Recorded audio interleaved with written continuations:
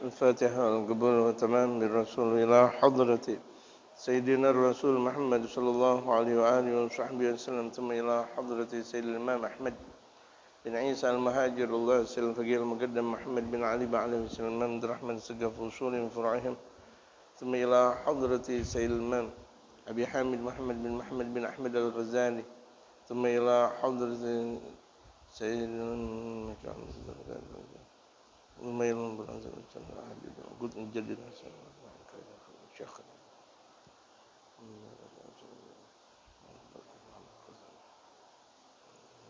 سيد الإمام صاحب الحول الحبيب أبو بكر بن حمد السقاف قرسك جميع شيخ طويل العمل حضرة النبي المصطفى محمد صلى الله عليه وسلم الفاتحة.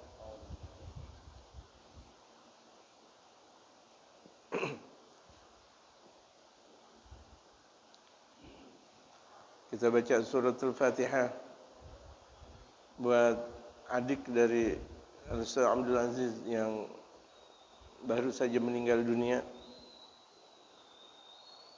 sore kemarin dan insyaAllah akan disolatkan pagi ini, yang bernama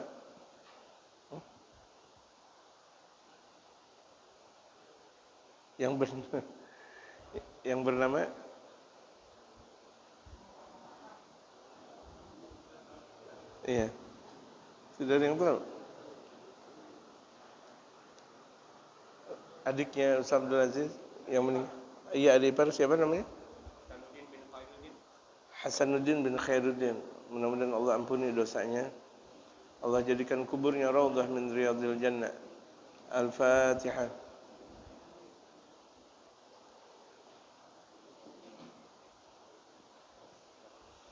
Dan jamaah-jamaah kita yang pada baru pulang haji, Bapak Haji Muslim dan istri, kemudian Bapak Haji Muhammad Kelik, kemudian siapa lagi?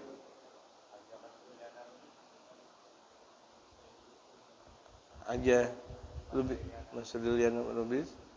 Mudah-mudahan Allah jadikan hajinya haji yang mabrur, sa'yan mashkur, dzamban maghfur, wa tijarah lan tabur. Hadratin Nabi Al-Fatihah.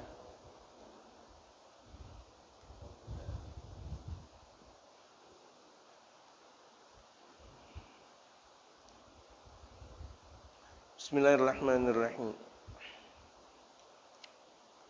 Alhamdulillahi Rabbil Alamin. Wassalatu wassalamu ala ashrafil anbiya'i wal mursalin wa ala alihi wa sahbihi ajma'in, amma ba'du. Wa qad qala al-mu'allifu rahimahullah ta'ala wa adama an-naf'a bihi wa bi'ulumihi fid darain ahamin qala wa minha al-hasadu wal hirsu famahma kana al-'abdu harisan 'ala kulli shay'in 'amahu hirsuhu wa asammahu فحينئذ يجد الشيطان فرصة فيحسن عند الحريص كل ما يوصل إلى شهوته وإن كان منكرا أو فاحشا. Itu diantara sifat-sifat setan. Kemarin kita baru membahas tentang salah satu sifat setan itu marah, pemarah, marah melulu. Ada sebab enggak ada sebab, marah melulu. Itu diantara sifat yang muncul dalam kepribadian setan. Syahwat, hawanya syahwat atas kemauan dia sendiri. Dia enggak mau menurut maunya Allah. Dia enggak mau menurut maunya Rasul. Dia enggak mau menurut syariat. Pokoknya maunya dia aja. Pokoknya kalau udah maunya dia harus diturutin. Syahwat namanya. Makanya perlu juga kita kalau misalnya punya anak, kadang-kadang anak ngambek, ya kan? menurut maunya dia. Jangan juga jangan melulu untuk diturutin. Karena itu ada dalam kepribadiannya itu sifat setan. Misal mau ini diturutin, mau itu diturutin, mau ini diturutin, mau itu diturutin. Hati-hati. Sama demikian istri, demikian yang lain, kita lihat dulu mana manfaat dan mana mudaratnya. Adakah manfaat, adakah mudarat, kita banding. Kenapa? Jangan sampai sedini mungkin udah mempunyai sifat-sifat setan. Kalau dari sedini mungkin orang sudah mempunyai sifat setan, nanti ketika dewasa repot. Gitu. Kalau orang kena paku aja, kelamaan kena paku di kaki aja, infeksi, menjalar yang tadinya memerah sedikit menjadi banyak, hitam dan sebagainya.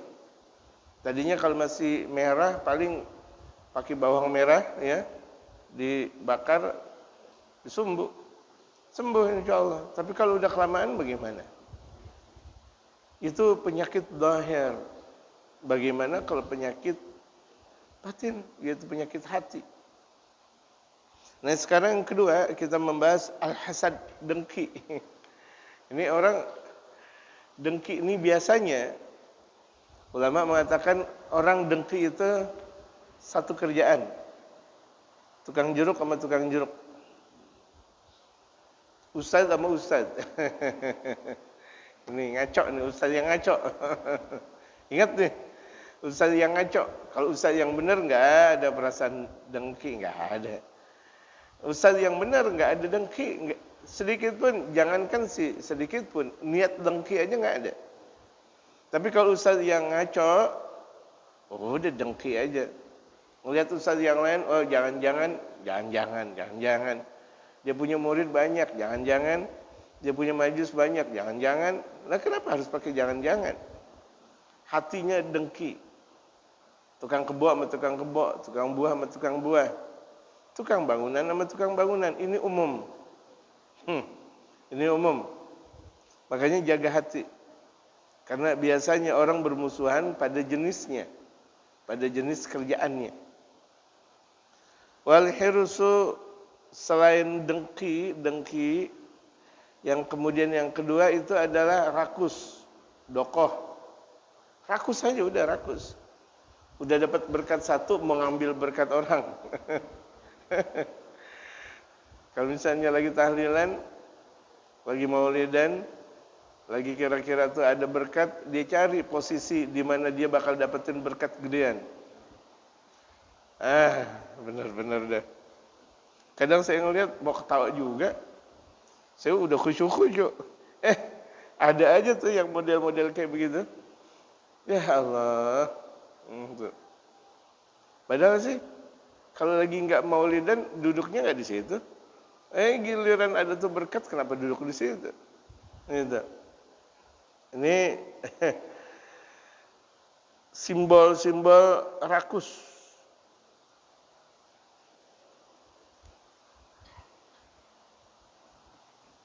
Kalau kata ulama,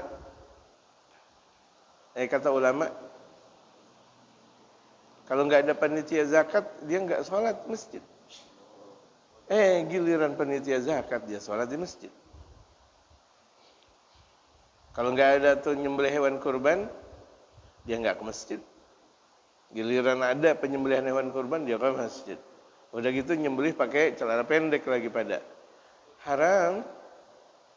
Ya, nyembelih pakai celana pendek di area masjid, double dosanya.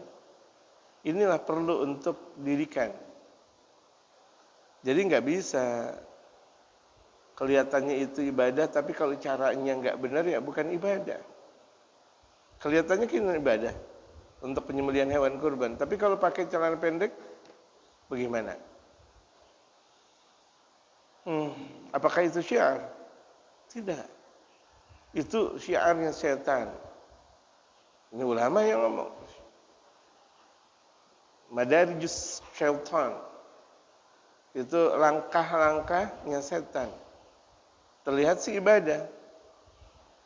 Tapi giliran sholat dia nggak sholat dengan alasan kotor, kena daging, kena bekas daging, kena bekas darah dan sebagainya. Fama makan al-abdu harisan, selagi seorang hamba itu rakus. Kalau ada seorang hamba ini rakus banget. Di antara sifat rakus, udah dapat 1 mau 2, 2 mau 3, 3 mau 4, 4 mau 5, 5 mau 6. Andaikan tuh dia udah punya rumah mau 2, udah punya kontrakan 1 mau 2, mau punya mobil 1 mau 2, mau udah punya motor 1 mau 2, itu di antara sifat rakus. Kalau misalnya ada seorang hamba udah mempunyai sifat rakus, ala kulli syai'in, di setiap sesuatu, pokoknya setiap sesuatu rakus dia. Mau apa aja rakus. Kalau lagi ada makanan, dia nyendok paling awal, paling banyak lagi. Ada. Kalau misalnya nyendok paling awal, ya tahu diri. Setelah ente masih ada puluhan orang yang nyendok tuh makanan. Ya kan? Setelah ente masih ada puluhan orang atau bahkan bisa jadi ratusan orang yang mau nyendok tuh makanan. Tahu diri. Nah, itu orang kalau misalnya nggak rakus, dia tahu diri, dia ngambil. Tapi kalau rakus, sebanyak-banyaknya. Amahu yarsuhu, dia bakal dibutakan oleh kerakusannya. Wasamahu, dan ditulikan. Udah buta, tuli lagi. Musibah. Orang buta, tuli. Dia nggak ngelihat, nggak dengar. Repot deh. Nggak ngelihat imam, nggak ngelihat takbirnya imam. Waduh, kan repot dia mau sholat berjamaah. Nah, yang seperti ini boleh untuk tidak sholat berjamaah di masjid. Dia nggak ngelihat imam dan dia nggak dengar suara takbirnya imam. Dia buta, dia tuli. Mudah-mudahan Allah jaga kita dari buta, jaga dari tuli zahir dan batin. Amin. Fahina idzin yajidu syaitanu fursatan. Nah, kalau begitu, ini setan bakal menjumpai fursah, waktu. Sengaja nih setan, waduh, ini ada waktu nih untuk menggoda hamba. Kalau misalnya ada seorang hamba udah rakus, temannya setan, gampang sekali tuh dia ngikut setan. Setan ngomong ke A, dia ikut. Setan ke B, dia ikut. Kenapa? Emang udah rakus. Fayasunu indal harisi kullama yusiluhu ila syahwatihi. Maka dia perbagus di sisi orang yang rakus segala sesuatu yang disampaikan menuju syahwatnya. Artinya tuh kalau udah orang rakus, itu semua kemauan bakal diturutin sama setan. Mau ini diturutin, mau itu diturutin, mau ini lagi diturutin, semuanya diturutin. Wa in kana munkaran au wa fahishan, boleh juga munkaran au fahishan. Boleh jadi itu adalah ungkapan mungkar atau buruk. Ya, tapi kalau misalnya memang dia udah berselera, ya dia jalanin. Pokoknya harus dan harus. Makanya betul kita jaga anak kita sedini mungkin. Jangan sampai kemauannya semuanya harus diturutin. Ya kan? Hati-hati nih, hati-hati betul. Kalau kita mau betul-betul jaga generasi kita, generasi setelah kita, lihat gitu. Bukan artinya kita nggak punya duit, mau ngembeliin anak ini dan itu, enggak. Tetapi kita menjaga hati anak-anak kita. Jangan sampai segala sesuatu diturutin. Faqad ruwiya anna Nuhan alaihi salam lamma rakiba safinata wa hamila fiha min kulli zawjayn itsnaini. Kama amarahu Allah Ta'ala fara'a fi safinati syaykhan lam ya'rifu. Faqala lahu Nuh, "Ma dakhalak?" Faqala, "Dakhaltu liyusiba quluba ashabika fatakunu qulubuhum ma'i wa abdanuhum ma'ak." Faqala lahu Nuh, "Ukhrij minha ya adu Allah fa innaka la'in." Faqala lahu Iblis, "Khamsun ahlaka bihinna an-nas wa uhaddithuka minhunna bi thalath. Wala uhadditsuka bisnataini. Fa awhallahu ila Nuh annahu la hajata lak bisalathi falyuhadditsuka bil isnain. Faqala lahu Nuh, mal isnatan? Faqala huma allatani la tukadzibani, huma allatani la takhlufani bihima ahlakan al-hirsu wal hasad. Fabil hasadi lu'intu wa ju'iltu rajiman. Wa amal hirsu fa innahu ubiha li Adam al-jannah. Ubiha li Adam al-jannatu kulluha illa syajarata. Fa usibtu hajati minhu al-hirsu. Pernah diceritakan bahwa Nabi Allah Nuh alaihi salatu wasallam tatkala beliau mau menaiki bahtera beliau. Ini kan wahyu dari Allah. Ya Nuh, wahai Nuh, bikin bahtera. Kala itu Nabi Allah Nuh enggak pernah bertanya-tanya kepada Allah, kenapa ya Allah? Jadi orang soleh kalau udah disuruh gurunya jalanin aja. Para nabi dan rasul kalau udah diperintah oleh Allah jalanin, enggak banyak tanya. Jadi Allah berfirman kepada Nabi Allah Nuh, bikin bahtera. Dibikin. Padahal kala itu kelihatan tidak ada sebab, lah banjir, wala hujan, dalam keadaan biasa. Tapi disuruh bikin bahtera dan bahteranya panjang, lebar, luas. Wa hamila fiha min kulli zawjayn itsnain. Dan di setiap orang yang masuk ke bahtera Nabi Allah Nuh, 2 pasang. Selalu berpasang-pasangan. Kalau misalnya itu kira-kira kucing, ada kucing laki, ada kucing perempuan. Itu kambing, ada kambing laki, ada kambing perempuan. Gorila, ada gorila laki, ada gorila perempuan. Itu. Ya, macan laki dan perempuan. Itu semuanya berpasang-pasangan. Setimpal. Pasang-pasangan. Kama amarahullah ta'ala, sebagaimana itu diperintahkan oleh Allah. Kan ini perintah Allah. Pasang-pasangan. Masuk ke atas bahtera. Fara'a fi safinati syaikhan lam ya'rifu. Rupanya Nabi Allah Nuh ketika berada di bahtera melihat ada kakek-kakek yang Nabi Allah Nuh tidak kenal. Biasanya kalau ada kakek berarti ada nenek. Ini kalau dia sendiri. Waduh. Manhu, siapa nih? Tapi Nabi Allah tahu, ini iblis. Jadi ini filsafat kita makruh kalau kemana-mana sendiri. Makruh kalau kemana-mana sendiri. Ini banyak banget nih orang ngapel sendiri diri. Kalau ngapel berdua, ini cowok nggak bakal berbuat maksiat, betul nggak? Ngapel berdua, apalagi berdua sama bapaknya, ini cowok nggak maksiat. Pak ikut yuk Pak, kemana emang? Udah ngapel, insya Allah nggak berbuat maksiat. Assalamualaikum, malah disediain kopi, ngobrol bapak sama bapak, udah di situ di ruang tamu, betul nggak?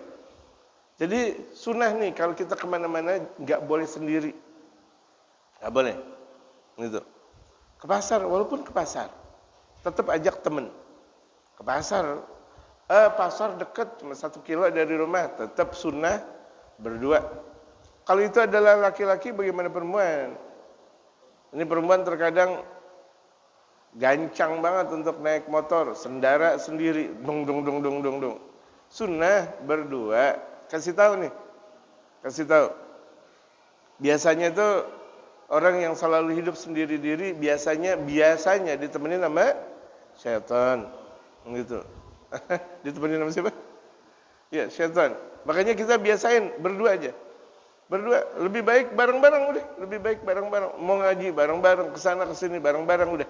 Sunnah, gitu, berjamaah. Makan juga begitu nih jamaah. Ini enak banget kita makan, masya Allah. Ada fulan bin fulan, malah kita kita nggak kasih tahu keberadaan kita di warteg, atau di warbet, atau di warpad dan sebagainya, atau di warung-warung yang lain, biar orang nggak tahu. Justru sunnahnya kita makan berjamaah.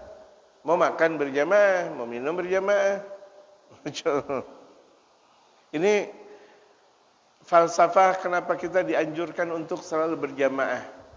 Untuk. Faqala lahu Nuh, kemudian Nabi Allah Nuh bertanya sama kakek. Madkhalak, apa yang menyebabkan engkau masuk? Tahu nih Nabi Allah Nuh bahwa ini adalah iblis. Faqala iblis menjawab, dakhaltu liyusiba gulu ashabika. Aku masuk bahtera untuk menggoda hati sahabat engkau. Emang benar namanya iblis. Jadi itu dia masuk ke bahtera tujuannya untuk menggoda, merayu. Fatakunu qulubuhum ma'i wa abdanuhum mak. Nanti pada akhirnya sahabat-sahabat engkau ini hatinya bersama aku, badannya bersama engkau, wahai Nabi Allah Nuh. Hatinya bersama setan, badannya bersama Nabi Allah Nuh. Nah kita nih nggak boleh nih ngaji kita di masjid bareng-bareng sama guru, badannya kita sama guru, hatinya kemana? Hati kita sama guru atau di mana? Jamaah. Kita di masjid berjamaah, salat berjamaah. Kita dengan imam. Badan kita kan dengan imam. Hati kita sama siapa? Sama imam juga. Kemana-mana ini. Jadi ini filsafat juga. Ini falsafah kehidupan jamaah sekalian. Gitu. Faqala lahu Nuh, kemudian Nabi Allah Nuh bertanya lagi. Ukhrij minha ya adu Allah. Fa innaka la'in. Keluar engkau wahai musuhnya Allah, engkau terlaknat, kata Nabi Allah Nuh. Terlaknat engkau, keluar. Faqala lahu iblis, kemudian iblis menjawab. Khamsun ahlaka bihin nas, ada 5 perkara manusia bakal binasa. Ini dikasih tahu sama iblis. Wasuhadditsuka minhunna bisalas. Akan aku ceritakan kepada engkau 3 perkara. Wala uhadditsuka bisnatain. Tapi yang 2 aku enggak mau cerita kepada engkau. 3 akan aku obrolin ke engkau, tapi yang 2 enggak. Fa auhallahu ila Nuh. Kemudian Allah memberikan wahyu kepada Nabi Allah. Nah ini untungnya Nabi. Nabi dan Rasul selalu dalam pengawasan Allah. Jadi tidak pernah ada Nabi dan Rasul yang salah. Diingetin. Dalam akidah kita Ahlussunnah wal Jamaah, bahwa Nabi dan Rasul tidak pernah ada yang salah. Enggak pernah ada yang khilaf. Kenapa? Langsung dalam bimbingan Allah. Inilah keajaiban mereka para Nabi dan Rasul. Itu betul. Mereka betul-betul keagungan yang dipilih oleh Allah Subhanahu wa taala. Mereka para Nabi dan Rasul maksum. Maksum itu terjaga dari maksiat. Maksumun terjaga dari maksiat. Kalau wali namanya mahfuz. Kalau wali mahfuz. Tidak terjaga, bisa jadi wali berbuat maksiat, tetapi cepat sadarnya. Namanya mahfuz. Kalau maksum betul-betul nggak bisa berbuat maksiat, enggak. Kalau mahfuz bisa jadi, tapi cepat sadar. Mereka para aulia, mereka para ulama bisa berbuat maksiat, tapi cepat sadar. Gitu. Mereka para ulama-ulama soleh bisa jadi. Orang lagi jalan aja bisa kepleset, gitu kan? Padahal dia lagi jalan, jalannya biasa, pakai kepleset pula.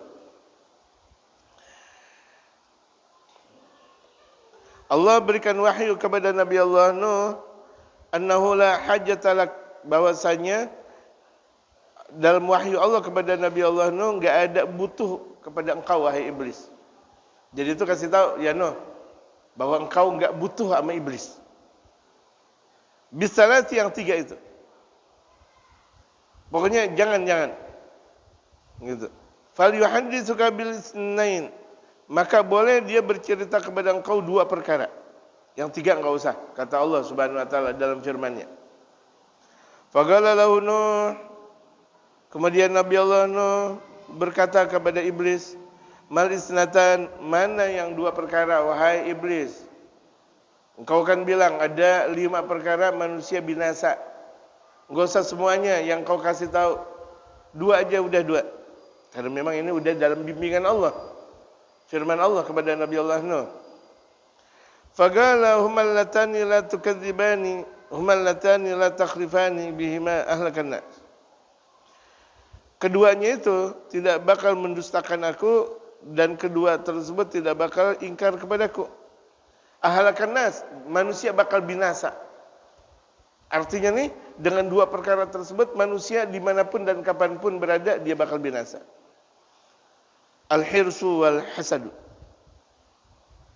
Rakus dan dengki yang barusan kita bahas. Pembahasan kita nih, al-hirsu wal hasad, yaitu rakus dan dengki. Jadi orang kalau gara-gara dia rakus saja udah binasa, udah. Ya jelas. Dia mau makan gemblong sendiri dirinya, dia mau minum susu sendiri dirinya. Di mana dia udah kalau makan sendiri, minum sendiri. Orang kalau ngelihat tabiat, mau ngelihat tabiat orang yang sesungguhnya inda safar. Ketika dalam keadaan bepergian. Ya. Dalam keadaan bepergian kelihatan tuh tabiat seseorang. Rakus atau enggak? Ziarah Wali Songo. Dia masuk warung Padang sendiri diri. Ke toilet ngajak-ngajak. Giliran masuk warung Padang dia sendiri. Aduh. Minum teh botol, gelegak-gelegak sendiri. Enggak benar udah. Tabiatnya rakus kalau udah begitu jadi. Kelihatan. Gitu. Jadi kalau kita mau melihat tabiat seseorang, inda safar, dalam keadaan bepergian. Kelihatan dah, udah kelihatan betul-betul. Rakusnya, dengkinya, gitu. Fabil hasadi lu'intu wa ju'iltu rajiman. Gara-gara dengki aku dilaknat dan aku rajim, terbuang dari surga. Ya kan, iblis kan dengki kepada Nabi Allah Adam. Dilaknat oleh Allah dan dibuang oleh Allah gara-gara dengki. Kenapa sih harus dengki? Seharusnya kan emang udah karunia yang Allah berikan kepada Nabi Allah Adam. Enggak usah pakai iblis berdengki, seharusnya. Kalau mau minta aja sama Allah. Seharusnya nih kita lihat. Kalau misalnya kita lagi ngaji nih sekarang, kalau misalnya ada orang diberi sama Allah kekayaan, ilmu dan sebagainya, enggak usah pakai kita dengki, minta sama Allah. Kita mau ilmu seperti itu, minta sama Allah, ya Allah. Minta. Tapi minta juga harus dengan belajar. Ngapalin, kan kita mau ilmu, belajar, ngapalin, berguru, berkhidmah dan sebagainya dan terus. Minta kepada Allah. Pagi, siang, sore, malam, dengan kekhusyuan hati, dengan kelapangan dada. Itu namanya benar, gitu. Jangan orang udah diberikan oleh Allah kekayaan kemudian pakai didengkiin. Keilmuan didengkiin, itu sifat setan. Itu kan bapak moyang kita Nabi Allah Adam didengkiin sama iblis. Allah memberikan karunia kepada bapak moyang kita Nabi Allah Adam, iblis dengki. Jadilah dia seorang pelaknat. Dilaknat tuh iblis. Wa amal hirsu, adapun gara-gara rakus, fa innahu ubiha li Adam al-jannah. Yang tadinya diperbolehkan buat Nabi Allah Adam, yang di dalam surga semuanya boleh. Kulluha semuanya. Illa syajarata, kecuali satu pohon. Padahal semuanya boleh.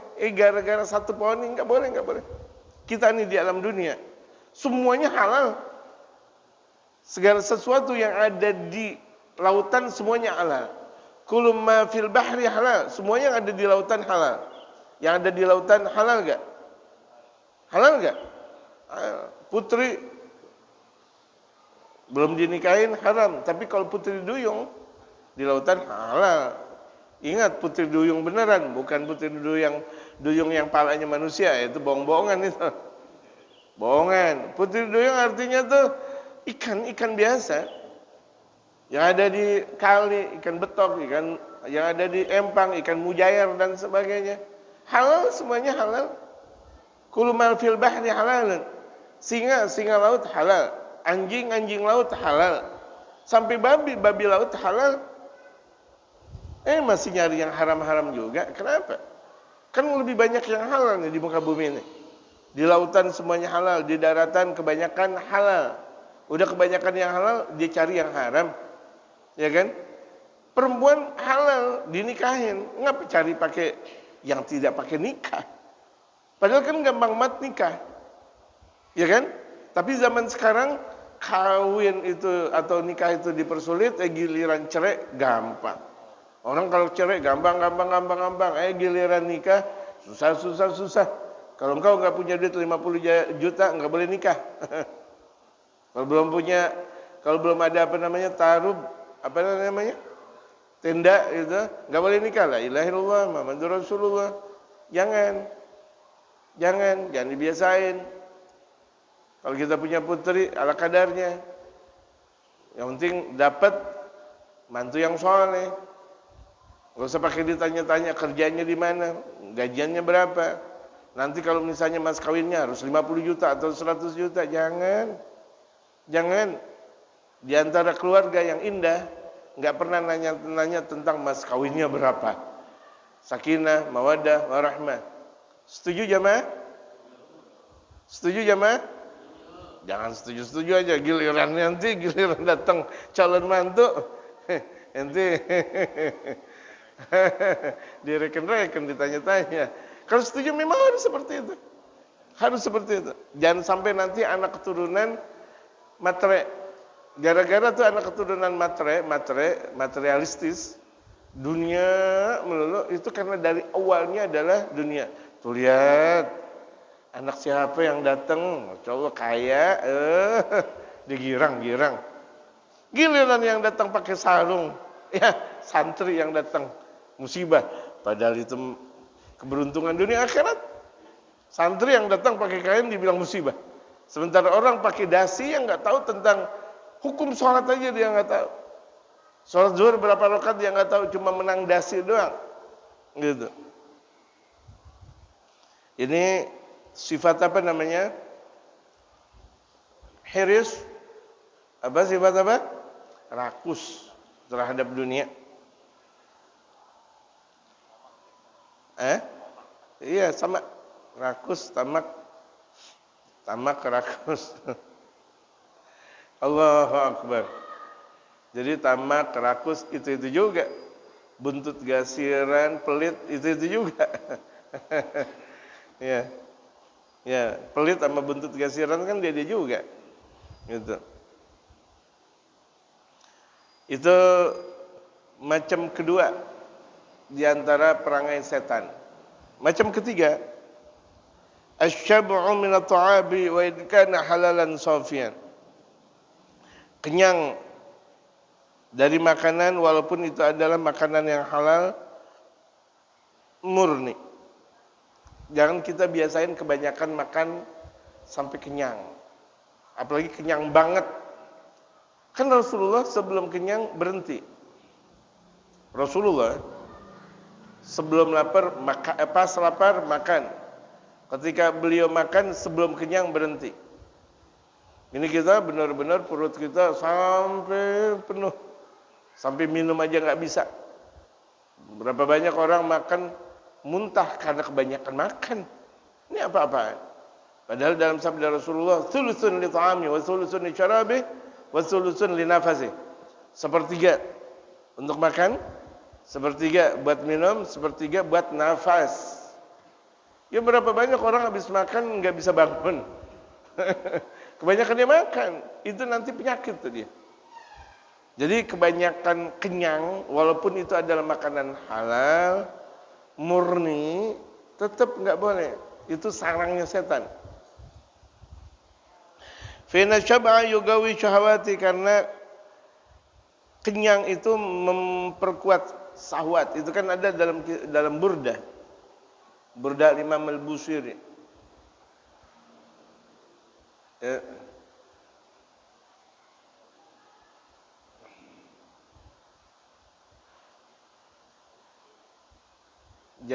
Jangan kau seperti anak kecil.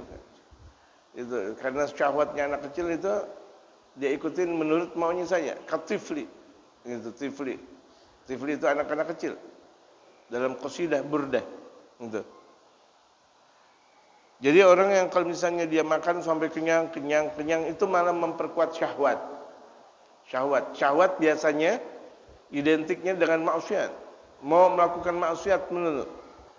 Maksiat lagi maksiat mata nih gara-gara kenyang. Maksiat mulut gara-gara kenyang. Maksiat semuanya itu gara-gara kenyang. Wa hiya aslihatu syaitani, dan itu adalah senjatanya setan. Kenyang senjatanya setan. Makanya kita dianjurkan dalam satu minggu itu ada puasa sunnah Senin Kamis, dalam sebulan itu ada puasa Ayyamul Bid 13, 14, 15 atau Ayyamus Sud tanggal 28, 29, 30 gitu. Andaikan kita enggak puasa sunnah, kita jaga pola makan kita. Jangan terlalu kebanyakan makan. Ini Masya Allah. Setiap hari diwaktukan, ini makan, harus ini, harus itu, harus ini, harus itu. Makan hari ini, hari Senin di restoran A, Selasa di restoran B, wah semuanya. Kehidupan ini semuanya tergantung kepada makan.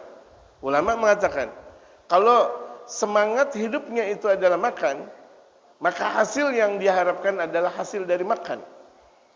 Apa hasil dari makan? Itu dia, BAB udah. Kalau himmahnya, semangat hidupnya adalah makan, dia bakal dapati hasil dari makan yang di toilet. Udah itu dia. Aman kana himmatul akal, barang siapa yang semangatnya adalah makan lagi. Kalau nggak makan, oh pusing dia, puyeng dia dan sebagainya. Ya udah, harga dirinya apa yang keluar dari makanan. Udah itu dia. Gitu. Faqad ruwiya anna iblisa dhahara li Yahya alaihi salam. Pernah satu waktu ini diriwayatkan bahwa iblis menampakkan diri kepada Nabi Allah Yahya. Kalau tadi Nabi Allah Nuh, sekarang Nabi Allah Yahya. Fara alaihi ma'aliga min kulli syai'. Faqala lahu ya iblis, ma hadhil ma'alik? Qala hadhihi syahwatul lati usib tu biha ibn Adam. Faqala fa'li fiha min syai'. Qala rubama syabi'ta fashaghalnaka 'an salati wa 'an dzikri. Faqala hal ghairu dzalika? Qala la. Qala wallahi alayya alla amla batni min at-ta'ami abadan. Faqala lahu iblis walillahi ala alla ansaha musliman abadan. Ketika Nabi Allah Yahya melihat keberadaan iblis, lagi-lagi ini para nabi dan rasul tahu hakikat iblis, walaupun berbentuk apapun, mereka para nabi dan rasul tahu. Dan bahkan mereka para awliya Allah tahu. Satu waktu seorang wali besar, Al-Imam Abul Hasan Asy-Syadzili. Imam Abul Hasan Asy-Syadzili ini iblis nyaruh menjadi santri. Iblis nyaruh jadi santri.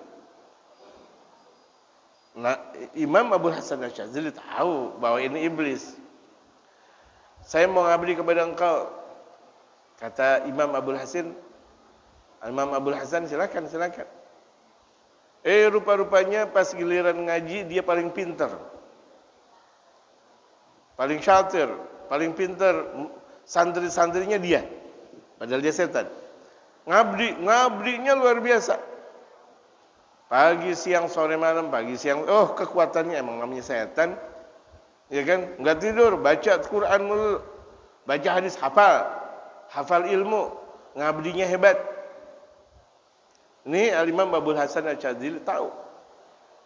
Satu waktu ada seorang waliullah nginep, temannya Imam Abul Hasan Asy-Syadzili nginep di rumah Al-Imam Abul Hasan Asy-Syadzili. Pas nginep, nih setan yang nyaruh jadi santri ngambilin air wudu buat Imam Abul Hasan Asy-Syadzili. Ini wali tahu, kok setan jadi santri ente? Ente mau aja, ini setan ngapa jadi santri ente? Kata temannya Imam Abul Hasan Asy-Syadzili. Kata Imam Abul Hasan, ente nggak tahu? Ini setan. Anda tahu. Justru Anda tahu dari awal ini adalah setan. Kenapa enggak kasih tahu? Biarin dia nyapain diri. Dia gak ngabdi, dia ngabdi. Saya sengaja emang ngerjain tuh setan.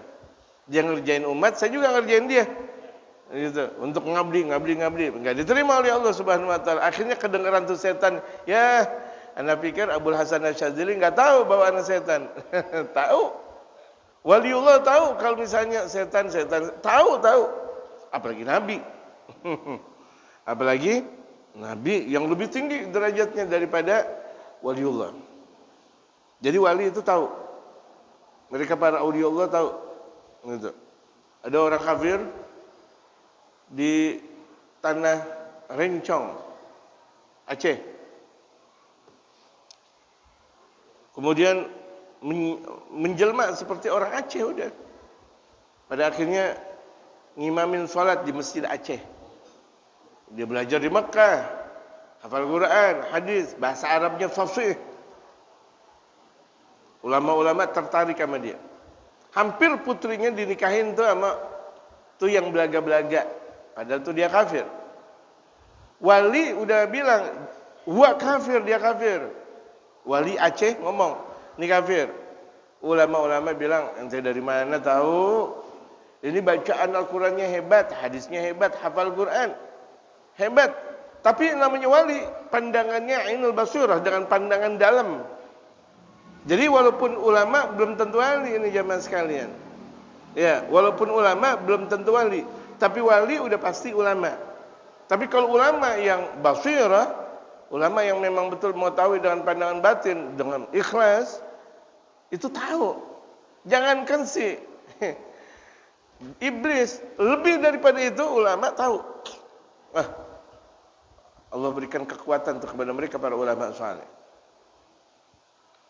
Akhirnya itu fara'ali ma'aliga min kulli syai'. Nabi Allah Yahya ngelihat gantungan itu di setiap sesuatu ada gantungan. Seperti gantungan piala-piala, Masya Allah. Seperti kalau misalnya kita lihat di rumah-rumah gedung, itu kan ada lampu-lampu hias, ya kan? Kita lihat aja. Kita lihat di istana, kita lihat di gedung-gedung bertingkat, bercakar langit. Hiasannya Masya Allah, sama Masya Allah. Ini yang dilihat Nabi Allah Yahya. Faqala lahu ya iblis ma hadzal ma'ali. Kemudian Nabi Allah Yahya bertanya, "Iblis, ini gantungan apa? Ini gantungan apa? Indah sekali. Orang bisa jadi tertawan." Aku enggak tertawan. Orang bisa jadi ini merasa indah dengan lihat. Aku enggak merasa indah. Makanya mereka para auliaullah, mereka para ulama, walaupun datang ke istana sekalipun, walaupun datang ke rumah orang kaya sekalipun, biasa aja. Enggak ada ketertarikan dengan duniawi. Ini filsafatnya lagi. Jadi mereka para auliaullah, para ulama, orang-orang soleh, dimanapun mereka berada, walaupun dengan kekuatan kekayaan yang ada di hadapannya, hatinya enggak terpana. Sedikit pun enggak terpana. Ya iblis, mahadzil ma'alik. Ini gantungan dan gantungan piala-piala indah ini apa? Qala hadhi syahwat. Ini syahwat. Kata iblis. Allati usibtu biha ibn Adam. Allati asabtu biha ibn Adam. Yang akan aku nih berikan musibah kepada anak Adam. Kalau nanti anak Adam itu manusia udah syahwat melulu, hancur dia. Ini lihat syahwat.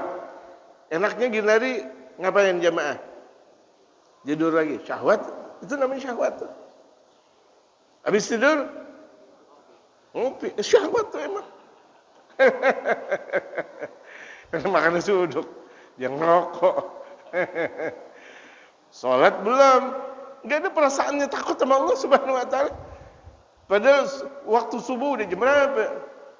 Dia bangun, boro-boro dia wudu, dia mandi dan sebagainya, dia ngopi. Nyari tukang nasi uduk, makan nasi uduk dan sebagainya. Belum sholat. Syahwat itu namanya. Syahwat. Ini contoh, ya contoh. Fahal li fiha min syai'. Apakah ada nasihat kepadaku? Kata Nabi Allah Yahya, jadi minta masukan nama iblis. Jadi Nabi Allah Yahya minta masukan kepada Nabi Allah Iblis, bukan berguru sama iblis, bukan. Mau tahu siasatnya iblis apa sih? Jadi itu ulama-ulama terkadang nanya sama orang kafir, nggak ada masalah, bukan berguru sama orang kafir. nanya. Ini pasukan yang bagus bagaimana? Ini cara megang senjata bagaimana? Ya kan? Kemudian cara untuk kuda-kuda yang benar bagaimana? Latihan silat misalnya, kungfu dan sebagainya. Gitu. Qala iblis menjawab, "Rubbama syabita fasyagalnaka 'an salati wa 'an dzikri." Kalau engkau kenyang, wahai Yahya, kata iblis, akan kami sibukkan engkau dari salat dan dari zikir. Kalau engkau kenyang enggak bakal bisa salat dan zikir. Qala fa'al ghairu dzalika, ada lagi enggak masukannya? Kata Nabi Allah Yahya. Qala la. Kata iblis, enggak, udah itu. Orang kalau udah kebanyakan kenyang, malas ngaji, malas zikir, malas salat dan sebagainya. Betul enggak?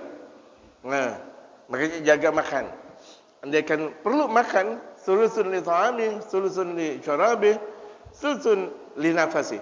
Sepertiga nih untuk makan, sepertiga untuk minum, sepertiga buat nafas. Demi Allah.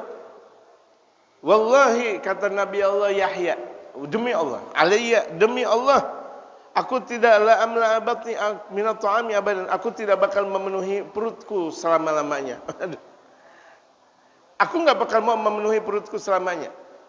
Seumur hidupku aku enggak bakal mau penuhi perutku, andaikan aku makan biasa. Enggak mau kenyang. Iblis kan, ya, anak kasih tahu malah ente menjauh dari anak. Faqala lalu iblis menjawab, "Wallahi alayya ala ansah musliman abadan." Kalau begitu jadinya aku enggak bakal mau ngasih nasihat muslim dah selama-lamanya. Kenapa? Seorang muslim kalau dinasihatin dia ngamalin. Aku kan rugi kalau begitu jadinya. Harusnya tuh pengikutku di neraka banyak gara-gara aku nasihatin seorang muslim ngamalin nasihat. Perbedaan orang muslim dengan orang munafik, orang muslim kalau dapat nasihat girang dan diamalin. Tapi kalau orang munafik dinasihatin marah, disesal, yang dinasihatin difitnah lagi. Itu perbedaannya. Gitu.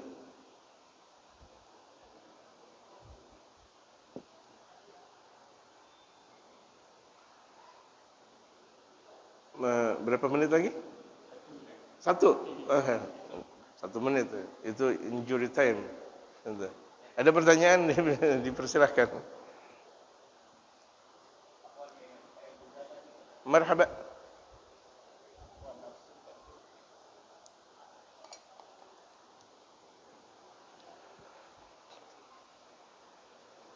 والنفس كالطفل إن تهمله تنبع على بالرضا وإن تفتمه ينفتم. والنفس كالطفل, itu nafsu itu bagaikan anak kecil. Lihat nafsu, hawa nafsu bagaikan anak kecil. In tuhmilhu syabba ala. Kalau misalnya engkau biarkan anak kecil, dia merengek. Hubbir radha, dia selalu menyusu anak kecil. Wa in taftimhu yanfatimi. Kalau engkau susuin dia mau nyusu melulu. Tapi kalau engkau tolak dia ngambek. Itulah nafsu kayak anak kecil. Ya kan? Nafsu kayak anak kecil udah begitu. Hati-hati betul. Man biran jimahin min ghawayatiha kama yurandu jimahul khayni bil nujumi. ولا ترم بالمعاصي كثر شهوتها إن الطعام يغذي شهوة النهم. ولا ترم بالمعاصي, jangan engkau ceburkan dengan berbuat maksiat. Ini dikatakan oleh Imam Al-Busiri. Wala tarum bil ma'asi, jangan engkau ceburkan diri engkau dengan berbuat maksiat.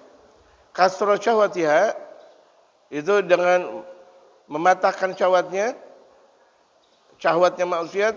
Kalau mau engkau ahli taat, berbeda dengan maksiat. Maksiat A engkau Z, maksiat kiri engkau kanan, itu maksudnya. Inna ta'ama, karena kebanyakan makan sampai kenyang, yugawi syahwatan nahimi, memperkuat syahwat maksiat. Orang kalau kenyang melulu, kenyang lagi, itu bakal memperkuat syahwat maksiat. Seksnya tinggi. Seks maksiat, ingat, bukan seks ibadah, seks maksiat. Makanya akhirnya Imam Al-Busiri ngasih contoh. والنفس كالطفل إن تهمل جنب على حب الرضا وإن تفتنه ينفطم فجر أو حذر أن تذليه إن الهوى ما توال يدمي أو يفهم ورعيها وهي في العمل سائمة وإن هي استحلت المرء فلا تسمي مولاي صل وسلم دائما أبدا على حبيبك خير الخلق منك حسنات لذة للمرء قاتلة. Berapa banyak ini kelezatan seseorang, tapi membunuh. Diterusin nih. Kelezatan menurut dia enak, tapi membunuh. Min haitsu lam yadri anna summa fi dasami, dia tidak tahu padahal racun udah ada di tubuhnya.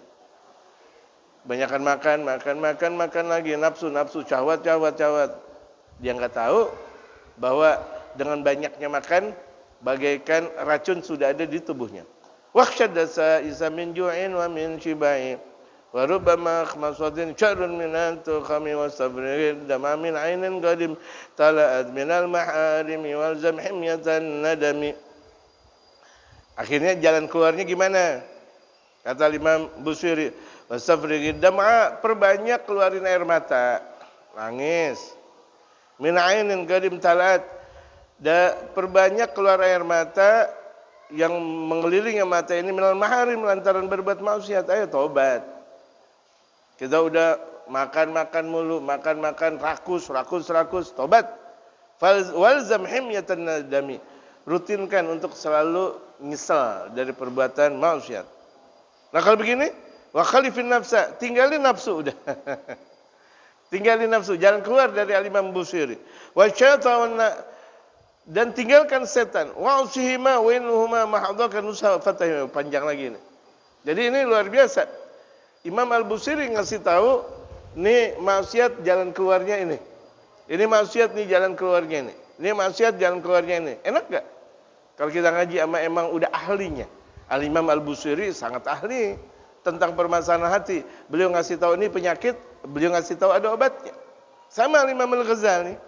Ketika beliau mengungkapkan ungkapan-ungkapan indah beliau ngasih tahu di sini ada maksiat, penyakit, di sini ada jalan keluarnya agar kita terhindar dari maksiat. Jazakumullah khairan katsiran. Ini Burdah Imam Al-Busiri ya, dengan tawasulnya. Ini kekuatannya besar dalam kitab Burdah. Dikatakan saya punya guru Sultanul Ulama Habib Salim bin Abdullah bin Umar Syatiri, itu dengan rutin baca Burdah itu dia mempunyai kekuatan hizib, bahkan lebih. Kalau dia baca Burdah tapi rutin. Tapi kan Burdah agak panjang, dari pasal 1, 2 sampai 10. Ya rutinin.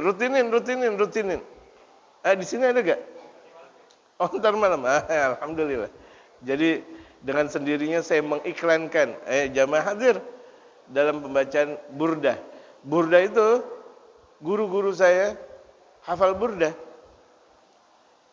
Saya antara hafal dan tidak. Hafalan saya banyak banget soalnya. Ini di masyarakat Burdah nggak begitu dibaca, tapi saya tetap antara hafal dan tidak. Tapi giliran saya udah baca kitab ya hafal. Baca tadi tuh langsung hafal.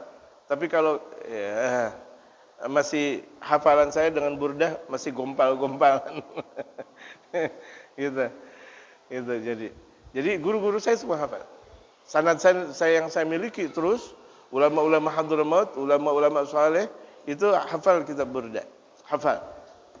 Gitu, yang di Hadramautnya, yang di Makkah, yang di Madinah, yang di Mesir, barang tentu. Karena memang asalnya Al-Imam Muhammad Al-Busiri itu dari Mesir, Al-Misri, alim besar, wali besar, kutub. Itu satu tempat di Mesir di mana dibacakan Burdah, aman dari taun, aman dari paceklik, jamaah, aman dari paceklik, aman dari maksiat. Bagus banget didawamin di masjid, di mushola, di majlis salim atau di rumah misal, ya kan? Di rumah baca, enggak mampu dengan berjamaah sendiri, udah kuat nih, ya baca tadi enak. pagi-pagi sambil ngopi baca kitab burdah dengan lagu, ya kan? Kalau dia baca dengan baca biasa kan nggak enak, ya dilaguin. Itu dilaguin. Kalau misalnya kita lihat di Guru Sekumpul atau Guru Zaini Martapura, itu yang tadi saya baca. Itu model seperti itu. Di mana di tempat-tempat kaum soleh saya lihat di Jawa banyak, kemudian di pesantren-pesantren terkemuka atau pesantren-pesantren yang memang di situ banyak ulama-ulamanya, dibaca kitab burdah. Dan jangan kita tinggalkan wiridan kaum salihin. Karena sebaik-baik perjalanan adalah perjalanan guru kita. Sebaik-baik perjalanan adalah perjalanan salaf. Ulama kita udah memperjalani, tinggal kita ngikutin aja. Itu sebagaimana yang telah dikatakan oleh Sahibul Haul, Habib Abu Bakar bin Muhammad As-Segaf Gresik, yang hari-hari ini haul besar di Gresik, Jawa Timur. Ya jamaah enggak ikut haul, tapi mudah-mudahan dengan saya ungkapkan tentang keberadaan Al-Imam Abu Bakar As-Segaf, kita seakan hadir dalam haul. Amin. Saya ungkapkan di sini sengaja, kita tidak haul ikut, tetapi hati kita ikut haul. Amin. Itu Al-Imam Abu Bakar As-Segaf, beliau mengatakan sebaik-baik perjalanan khairu thariqah thariqatul Islam. Sebaik-baik perjalanan itu adalah perjalanan mengikuti guru-guru kita. Guru-guru kita baca burdah, kita baca burdah. Guru-guru kita malam baca Yasin, Al-Kahfi. Itu baca kita. Orang cuma tinggal ngikutin doang. Kita enggak baca 30 jilid. 30 jilid. 30 juz. Ya kan? Malam Jumat kita enggak baca 30 juz. Udah. Masa Yasin sama Al-Kahfi doang enggak bisa? Ya kan?